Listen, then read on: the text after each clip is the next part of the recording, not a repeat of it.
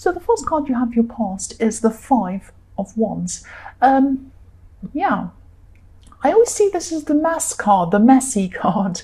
And yeah, not that you were a mess at this time, but you were very, very busy. You're busy trying to rush around. I see you trying to run around doing all sorts of different things, but maybe not wanting to ask for help or not letting anyone help you or something like that. It was like you felt that you wanted to do everything by yourself. And I think maybe you didn't trust some people around you to actually be able to do what you needed them to do, or what you had to do. It was like maybe you were worried that they would do something wrong, or they'd lose things, or not do what you wanted. And because nobody in this card looks as if they know what they're doing, obviously, they look like a great big mess.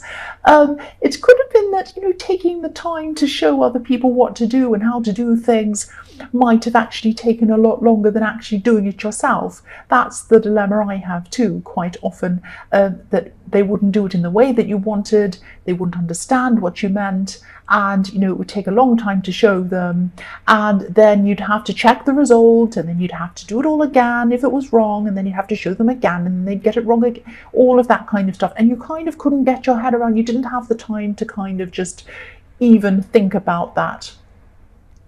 So I think you knew the concept of motorbikes going. I don't live near the Hells Angels. A lot of people asked me that because there's always motorbikes in my readings. I don't mean that to happen. I don't know why they come past here.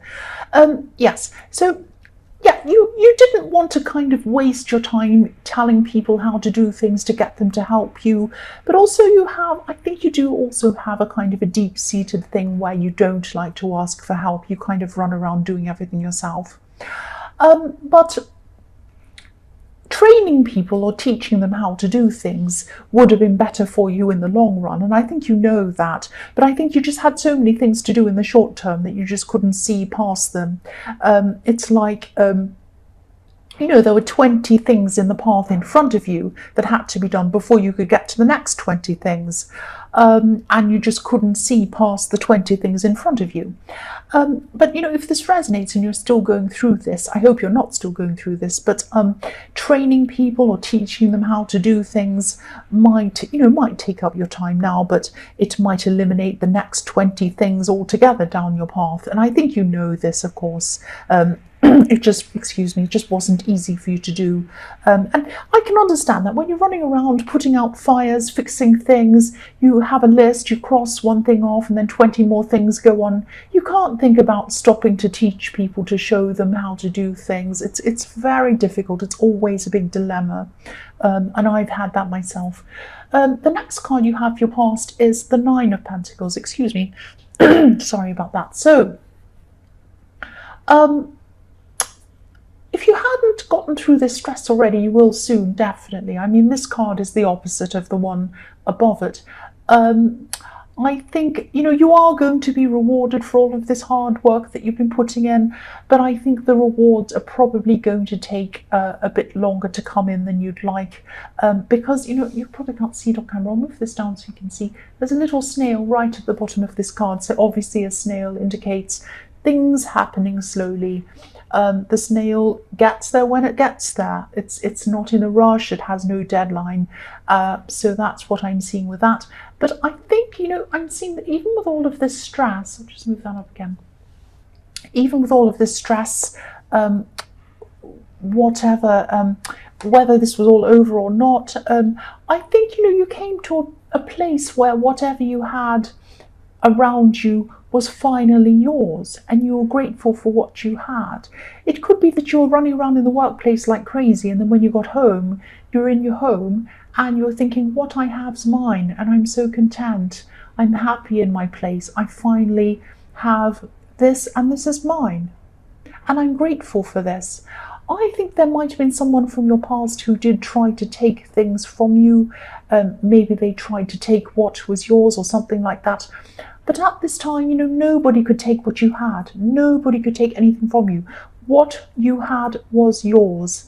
It was a really good feeling. It was like you'd built up this little safe haven around yourself. That's what I'm seeing. So the last card you have, your past, is the Seven of Pentacles. Yeah, more pentacles. You obviously had a lot of work, money, things like that going around in your head at this time, and a lot of thoughts around these things. And yes, again, I'm seeing someone took from you. Someone from a past relationship took from you, or they ended up with more than they should have. Yeah, again, I'm seeing this happened in the past. Someone was very unfair to you.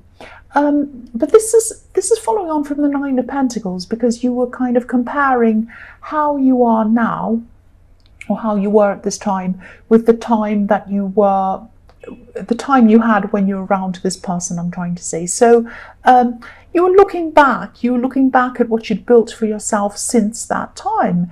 And it's actually a lot, whether it feels like it or not. It might be a small apartment you have, it might be a tiny room you have, but it's yours, and it's your safety net, it's your shelter. Everything that you have is yours, and that's beautiful. Nobody can ever take that away.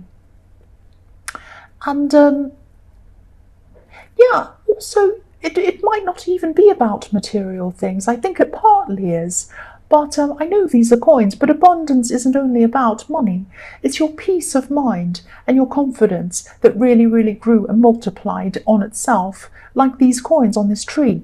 After you left this person, or after you got away from this person, that's when things started to happen for you, and you felt a lot better in yourself. So you could cope with all of this stress that was going on in the Five of Wands, because when you got home, you knew that whatever you had was yours, and you were content, and you could just relax. You didn't have the stress of having this person around you. That's what I'm seeing. The first card you have for your present is the Eight of Swords. So yeah, I'm seeing a kind of a battle between emotions and reality, or a kind of emotion and being down to earth, something like that. There's both water and earth in front of this woman in this card. There's some water and there's some earth, and when they're mixed up, they turn into mud. So she has a lot of mud in front of her, and I'll move that again so you can see. So there's all this mud in front of her, and it's kind of, there's a bit of water, there's a bit of earth, and it's all mixed up into mud. So obviously this woman, she could try to step forward. She has a blindfold on, but she could try to walk forward, but she'd be stuck in the mud if she did. This is probably going to sound a little bit confusing. I'll try to make it as clear as I can. There's someone who you could have been close to, very, very close to. It's not this person in the Seven of Pentacles. It's not this ex. This is another person. You're very close to them. You have been close to them in your past. Very, very close to this person. But there was a lot of hurt going on between you. Some hurtful words were said. I'm actually seeing arguments or disagreements where things were said on both sides. So you both could be going through something very similar emotionally, if that makes sense. Similar hurt. You're both feeling a kind of a similar hurt. Both of you would probably like to come forward. You'd probably like to come forward and speak. But so much has been done and said between that time, between what first started all of this and now, that the waters are really muddied. Nobody knows how to move forward, or even if they should move forward. And if this resonates, it might still be a little bit early for either of you to actually talk about things. I'm seeing things are probably still a bit raw between you. I don't think either of you are really seeing things that clearly. Everything's muddied. So maybe take some time out until this mud starts to clear, and take some time out until your hearts and your minds are both a lot clearer. It's just not right yet. You might have to speak to them. You might have to say to them, look, I'd like to talk about this at some time. I can't right now, and I don't think you should either. Let's wait. So the next card you have for your present is the Lovers. Yes, this card can be about love. It can be about decisions as well. Feeling unsure, not knowing which decision to make, wanting to make the right decision, not knowing what that is. So obviously this is the Garden of Eden in this card, where Eve was supposed to have made a difficult decision. She had a hard decision to make, whether to eat the apple, and supposedly she made the wrong decision, which is what happened in the story. So You could be worried that if you talk to this person, it might be the wrong decision. I think part of you is thinking, I want to talk to them, I want to open up to them, I want to start this again, I want to get some kind of closure, for want of a better word, so that we both feel better. But should I do this or should I not do this? And you might be kind of thinking, if I do start opening up, if I do start talking to them again, there's going to be a whole lot of hurt and blame and anger, and everything's going to start all over again. I think what you're thinking at this time is a kind of a now or never thing. I need to talk to them now. I need to get this resolved. If I don't now, I'll never speak to them again. It'll be a disaster, terrible. Try not to think in that kind of extreme thinking, right, wrong thinking. You don't have to think in that way. It's not now or never. I can see that neither of you truly want to let go of this, so you are probably going to come back together anyway. I think it's probably inevitable. And yeah, even though there's a lot of hurt, I think neither of you really want to totally let go of this. But regardless of who's right or wrong, I think you both still feel that, and that's probably why you're so hurt. I think, if you were kind of just mad at each other and didn't care about what each other thought and care about each other's feelings and care about all of this hurt, you would just walk off and not worry about it. But obviously you both still really care about this. So again, if this resonates, you might just want to tell them that, you just want to cool off for a while, you just want to calm down for a while until everyone feels more balanced. Because it doesn't mean that you have to never see them ever again, and you need to kind of stress that to them as well, because they might be worrying about the same thing. You might have to just say to them, look, I want to come and talk to you at some time. I think it would be good for us to talk at some time, but at this time, everything's still raw, we're both still upset, we both have a lot on our minds, and I really think we both need just some time to ourselves, just to clear our minds until we're both ready to come back together again and we both have a clear head. Something, you might want to say something like that to them. That's just an idea. I don't know, you probably don't want to say what I tell you. The last card you have for your present is the Two of Swords. So, whether you take this break or not, I think that you should take this break. When you come back together again to talk properly, and I'm seeing that you will do that, you will have a proper talk at some time, you're both going to have to try to see each other's point of view. Try and get back to the core of what first started all of this argument. Because sometimes when we have these arguments and harsh words are said and we're going backwards and forwards, it's kind of like, oh, he said this, so I'll get him back and I'll say that. And they said, I'm a this, so I'll get them back and I'll say that. And then they said this, oh, how dare they say that? I'm so upset, I'm so angry. Right, I'll do that to them. And it kind of escalates, and everyone kind of forgets what was at the core of all of this. There was obviously something that was a big misunderstanding or some big thing that's at the core of all of this. So I think what you're going to have to do, because these words can sometimes be a mask hiding what's really beneath all of this. It might be that, for example, it might be that someone takes someone's food and they don't take my food, and they get all upset, and the other person says, well, what are you upset about? I just took a little bit of food off your plate. Well, it's not a big deal. No. Maybe that person was hungry in their past. You don't know. So there might be something deep down that is at the core of all of these arguments, and you might not be getting to that core because you're kind of too busy one-upping each other, getting back to them and saying, oh, you said this, I said that, and all of that kind of thing. So I think, what you need to do is take some time out, first of all, and then decide on getting back together and having a talk when you both feel 100% better about it.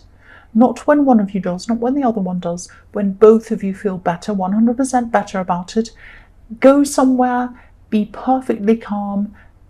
Don't talk about, you said this, I said this, you said this. Try to get back to what is at the core of all of this. And I think that's the only way you're going to have to move forward or be able to move forward. That's what I'm seeing. So the first card you have for your future is the Seven of Swords. Yes, this sneaky card. There are a lot of swords in this reading. This is actually quite a difficult reading. I'm actually seeing in this card questions. Someone's asking you questions. Now, they might appear to be innocent questions. They might be just asking questions. But I'm getting a sense that someone could be investigating something with these questions. They might be trying to kind of mine for information about you or something like that, without you realizing it.